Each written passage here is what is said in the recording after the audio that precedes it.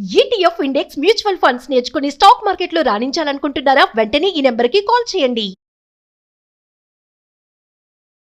నమస్తే, welcome back to Suman TV. Present మనతో పాటు ఉన్నారు అనలిస్ట్ మందర్ కృష్ణారెడ్డి గారు. నమస్తే సార్. నమస్తే అమ్మా. సార్, మరి అమెరికా ఒకప్పుడు అమెరికా అంటే ఒక కళ, అసలు ఎవరైనా సరే అక్కడికి వెళ్ళాలి అనుకునే వాళ్ళు. ఇప్పుడు కొన్ని ట్రంప్ తీసుకునే నిర్ణయాలు అనుకోండి, ఏమైనా సరే కొంచెం కష్టతరంగా ఉంది ఇప్పుడు అమెరికా వెళ్ళాలి అంటే. మాత్రం చిక్కుల్లో ఉన్నటువంటి విషయాలు అయితే కొన్ని బయటకైతే వస్తున్నాయి. మరి H1B వీసా వల్ల మన వాళ్ళకి కొన్ని లేనిపోయిన తిప్పలు అయితే వస్తున్నాయి. అసలు ఎందుకు మన వాళ్ళు అమెరికా ఎందుకు మన వాళ్ళని టార్గెట్ చేస్తుంది అంటే అసలు రీజన్స్ ఏమైనా ఉన్నాయంటారా? మన వాళ్ళు తప్పేమన్నా ఉందా అంటే? H1B వీసా అనే కాదు, ఇండియన్స్ అమెరికాకు వెళ్ళిన వాళ్ళు బలంగా తయారయ్యారు. అమెరికన్స్కు తెలియని టాక్టిక్స్ ఇండియన్స్కు తెలిసిన టాక్టిక్స్ చాలా ఉన్నాయి. అమెరికా ఏంటంటే స్ట్రైట్ ఫార్వర్డ్ కంట్రీ. ఎక్కువ జిమ్మికులు ఇలాంటివన్నీ కూడా చాలా తక్కువ తెలుసు వాళ్ళకి. వాడు మండే టు ఫ్రైడే పని చేసుకుంటాడు, సాటర్డే సండే ఎంజాయ్ చేస్తాడు, అది వాళ్ళ జీవితం. మన వాళ్ళ పరిస్థితి కాదు. ఇండియన్స్ సంపాదించడం మొదలు పెడితే ఎన్ని రకాల అవకాశాలు ఉన్నాయా అనేది ప్రతి ఒక్కడు వెతుకుతూ పోతాడు. వీలైనంత మ్యాక్సిమం సంపాదించుకునే ప్రయత్నం చేస్తాడు. ఛాన్సెస్ ఉంటే వాటిని వదిలిపెట్టకుండా సంపాదించుకుంటాడు.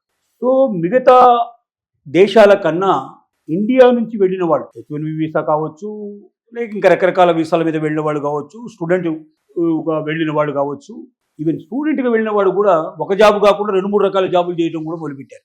అసలు ఒక జాబ్ కూడా చేయడానికి నీకు అవకాశం లేదురా అని చెప్పినా కూడా 2-3 జాబులు చేసి కూడా డబ్బు సంపాదించారు. ఇండియా నుంచి వెళ్ళిన వాళ్ళల్లో ఒకటి, ఎవరైనా మేనేజర్ స్థాయికి చేరుకున్నాడు అనుకుంటే ఆ కంపెనీలో ఇండియన్స్కే ఎక్కువ అవకాశం కల్పించడం మొదలుపెట్టాడు. ఇక్కడ అమెరికన్కు ఇస్తే వాడు 10 to 6 అంటాడు, 10కి వస్తాను 6కి వెళ్ళిపోతానంటాడు. వర్క్ ఆగిపోతుంది. సో కంపెనీకి ఎక్కువ ప్రాఫిట్ చూపిస్తే వీడు మేనేజర్గా ఇంకా కంటిన్యూ అవుతాడు, ఇంకా ప్రమోషన్స్ మీద ముందుకు వెళ్ళడానికి అవకాశం ఉంది. అదే కంపెనీకి ప్రాఫిట్ తగ్గిపోతే ఆటోమేటిక్గా వీడిని తీసేసే ప్రమాదం ఉంది. కాబట్టి ఇండియన్గా ఎప్పుడైతే అక్కడ మేనేజర్గా బాధ్యత తీసుకున్నాడో వీళ్ళంటి వరకు ఇండియన్స్నే తీసుకోవడం ప్రారంభించారు. దానివల్ల ఎక్కువ టైం తీసుకోవచ్చు, వరకు ఒబీడియన్స్ ఎక్కువ ఉంటుంది. ఇలా రకరకాలుగా మనం మొదటి చెప్పుకుంటున్న కారణాలు చాలా ఉన్నాయి. రెండోది, ఇండియన్స్ అక్కడికి వాళ్ళలో అవకాశాలను అందిపుచ్చుకుంటూ వీళ్ళంత ఎక్కువగా జాబ్ రూపంలో వాళ్ళకు వచ్చిన డబ్బుని ఇన్వెస్ట్మెంట్ రూపంలో కూడా స్థలాలు, ముఖ్యంగా ఇల్లు కొనడం, ఇట్లాంటివన్నీ కూడా చేయడం మొదలుపెట్టి ఒక్కొక్క ఇల్లు కాదు, ఒక్కొక్కడు 2, 3, 4 ఇల్లు కూడా కొనుక్కున్నాడు. ఎందుకంటే ఆ డబ్బుని బ్యాంకులో వేసుకునే దానికన్నా అక్కడ అమెరికన్ బ్యాంకు లోపల 2% కన్నా ఎక్కువ వడ్డీ రాదు, 2-3% కన్నా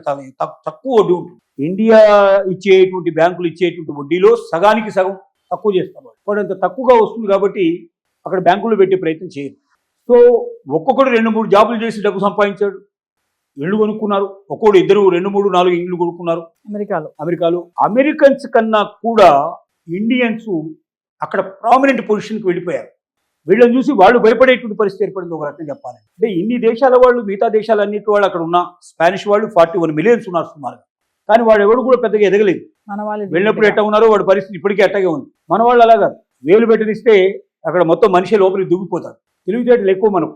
అదే అంత దూరం నుంచి వచ్చాం, ఇండియా నుంచి ఇక్కడ దాకా వచ్చాం, డబ్బు కోసమే వచ్చాం కదా, ఎంత వీలైనంత మ్యాక్సిమం సంపాదించుకొని మనం వెళదాం అనే ఉద్దేశంతో, దృక్పథంలో కూడా చాలా మంది అక్కడ చేయడం. ముఖ్యంగా కరోనా టైం లోపల వర్క్ ఫ్రమ్ హోమ్ ఏదైతే ఉందో ఆ టైంలో ఆఫీస్కి వెళ్ళరు కాబట్టి, వాడు ఎక్కడ పని చేస్తున్నా కూడా తెలియదు కాబట్టి ఒక్కొక్కడు 4-5 జాబ్స్ ఎన్ని అవకాశాలు ఉంటే ఆయన చేసుకున్నాడు. ఇదే కాకుండా ఇండియాలో కూడా మళ్ళీ ఇక్కడ కొంతమందిని తయారు చేసేసి ఇక్కడ వర్క్ చేయించి కూడా ఆ వర్క్ తెప్పించుకొని వాళ్ళకి సప్లై చేశాడు.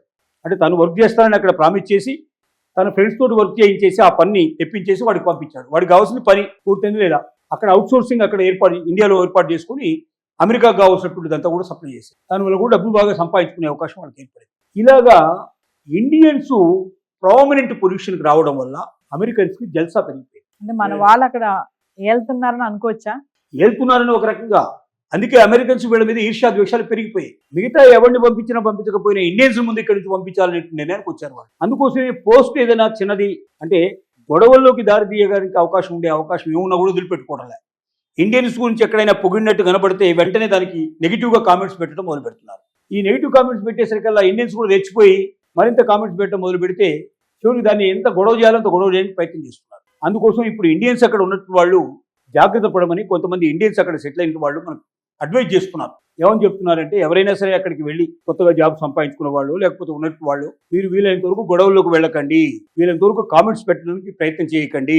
మీరు సేఫ్గా ఉండాలనుకుంటే వీలైనంత వరకు గొడవలకి దూరంగా ఉండండి. ఎందుకంటే ఇప్పుడు అమెరికన్స్ మన మీద ఎక్కువగా కోపంగా ఉన్నారు. ఈ కోపం తగ్గేదాకా మనం కూడా వాడితో పాటుగా ప్రెస్టేజ్కి వెళ్ళిపోయి మనం వాడు ఒకటంటే మనం నాలుగని దానివల్ల వాడికి ఇంకా కోపం వచ్చి, ఎందుకంటే వాడు అక్కడ సిటిజన్, పూర్తి హక్కుదారులు వాడు అక్కడ. నువ్వు టెంపరీగా ఇక్కడ నుంచి వెళ్ళి అక్కడ ఉన్నట్టు వాడు, నీకు అంత హక్కు లేదు అక్కడ.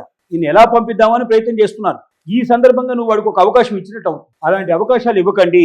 వీళ్ళు ఎంతవరకు కామ్గా క్వైట్గా ఉండండి. ఒకవేళ మిమ్మల్ని 4 మాటలన్నా కూడా తలకాయ ఉంచుకొని వెళ్ళిపోండి. లేకపోతే దాన్ని వాడు చాలా పెద్దది చేసేసి నిన్ను అక్కడి నుంచి పంపించేదాకా వాడు వదిలిపెట్టిన పరిస్థితి ఏర్పడుతుంది. సో అమెరికన్స్ మన మీద ఒక రకంగా రివెంజ్ తీసుకోవడానికి ప్రయత్నం చేస్తున్నారు.